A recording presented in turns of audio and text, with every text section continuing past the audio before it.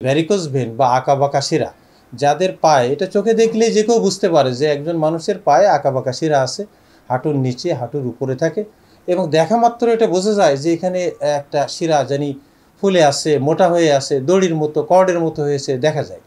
যেহেতু দেখেই এটা ডায়াগনোসিস করা যায়, এজন্য আমরা ছবির মাধ্যমে সারা দেশে আমরা এটা পত্রপত্রিকায় প্রচারের ব্যবস্থা করেছি।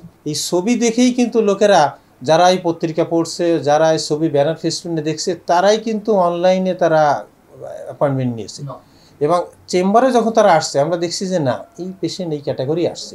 এর মধ্যে অনেকেই জানে না যে এটা একটা রোগ, আবার অনেকেই জানে না যে এটা এই দেশে চিকিৎসা হয়।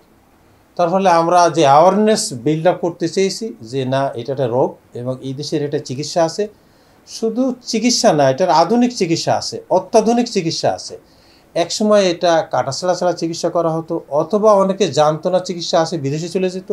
এখন আমরা বলছি যে এটার চিকিৎসা আছে, এই দেশেই আছে এবং এটা কাটাছাড়া ছাড়াই এটা চিকিৎসা করা যায় এবং সহজেই শুধুমাত্র ছিদ্র করে এটা চিকিৎসা করে একজন মানুষ ভালো থাকতে পারে। হয়তো এখন আসতে পারে নাই কোনো কারণে, পারিবারিক বা ব্যক্তিগত ব্যস্ততা, কিন্তু এই পেপার কাটিং নিয়ে সারা বছর ধরে তারা এটা আমাদের কাছে আসতে থাকে চিকিৎসা সেবা নেওয়ার জন্য।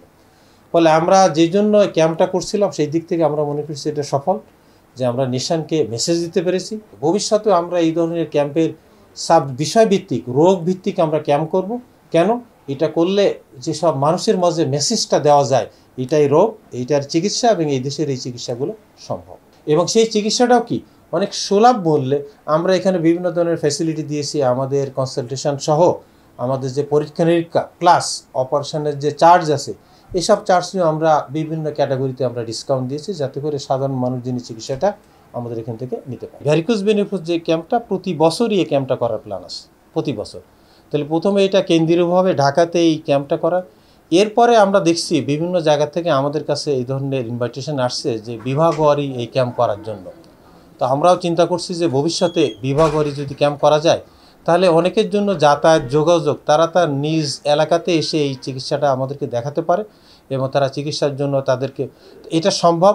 আমরা যেটা মনে করছি যে না, আস্তে আস্তে ভাস্কুলার সার্জন সংখ্যা যত বাড়বে তত সারা দেশে এই ধরনের ক্যাম্প আয়োজন করা এবং রুগীদেরকে ওই বিভাগে চিকিৎসা দেওয়ার জন্য একটা বন্দোবস্ত করা যেতে পারে।